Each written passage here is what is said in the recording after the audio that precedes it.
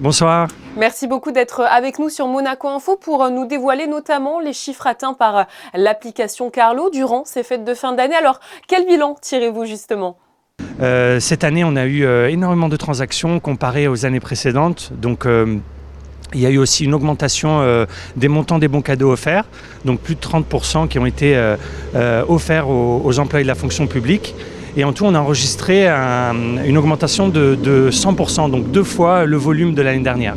Vous êtes, il est vrai, en développement constant avec le nombre de commerçants qui augmente. À combien s'élève-t-il aujourd'hui ? Oui, donc la première année, on avait commencé avec un nombre autour des 100-120 commerçants. Et aujourd'hui, on a plus de 500 commerçants à Monaco qui font partie du réseau et qui acceptent donc les paiements avec Carlo. Un mot, Antoine, sur les nombreux coups de pouce du gouvernement qui ont permis de booster le commerce local. Cela vous impacte directement ? De quelle façon, finalement ? Donc c'est la 3e année qu'on travaille avec le gouvernement.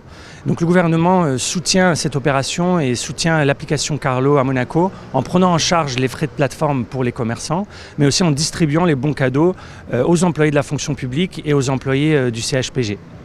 C'est vrai que maintenant, au bout de 3 ans, ça a permis de fidéliser une clientèle à Monaco, de leur donner un avantage à consommer local et acheter à Monaco, mais aussi à permettre à fidéliser des pendulaires, des gens qui travaillent à Monaco et qui repartent souvent le soir, en leur donnant également cet avantage-là du cashback, des bons cadeaux à dépenser à Monaco. Depuis le début de l'application en 2019, c'est vrai que des millions d'euros ont été dépensés par les utilisateurs. Alors combien ? Et puis j'aimerais aussi avoir un petit mot sur le cashback. Depuis le lancement de l'opération, c'est plus de 50 millions d'euros qui ont été dépensés à travers Carlo dans les commerces de la Principauté. Cette année seulement, c'était 35 millions d'euros et on a établi un record juste au mois de décembre de cette année avec plus de 10 millions d'euros qui ont été dépensés chez les commerces de la Principauté. Donc comme vous le savez, à travers chaque achat qui est effectué avec Carlo, il y a 5% de cashback qui est distribué aux clients et 2% de cashback aux parrains.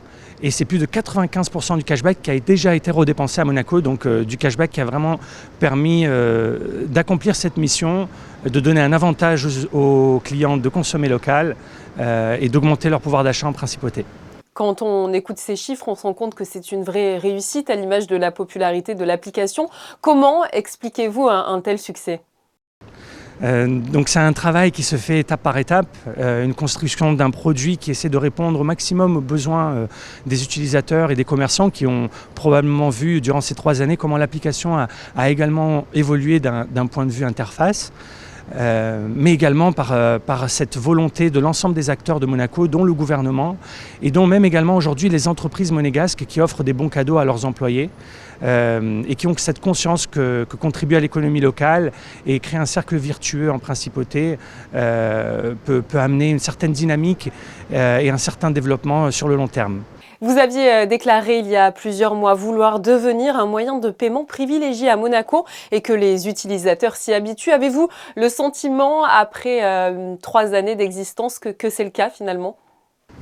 Oui, donc petit à petit, on atteint cette mission avec, comme on l'a dit précédemment, plus de 500 commerces partenaires à Monaco, ce qui est très considérable pour une ville de la taille de Monaco, mais également des utilisateurs de plus en plus actifs, avec un engagement par mois et même par semaine. Donc on pense réellement que l'application devient de plus en plus utilisée en Principauté.